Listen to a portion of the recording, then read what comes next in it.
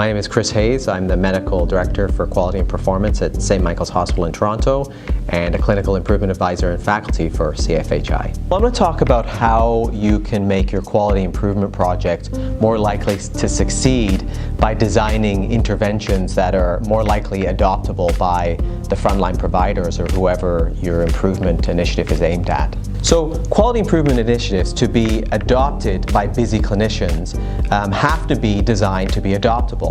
And what are those things that can make things adoptable? Well, one is that you involve the end users or the frontline providers in the work, in the change. Let them help design it with you, because they're more likely to design things that they believe will work and that they're able to adopt into their workflow. The second one is that align the work and the initiatives with things that are of value to the providers, to the team, and the organization. And when you're rolling out new initiatives, make sure that there's time to do so. 3 is you have to understand what resources are required in order to adopt that change into the practice, which means you have to be out there working with clinicians, working with providers to understand what do they need, what training do they need, what equipment do they need, what resources do they need in order to embed this new practice.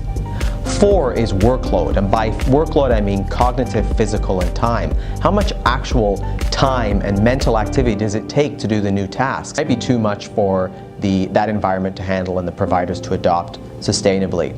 Complexity. If you design something that's overly complex, then it's going to have a less chance of being adopted in a sustainable way. So humans look for simplicity. So work with the providers to try and find strategies that are at their simplest form, still effective, but simple, and avoid extra steps that aren't needed.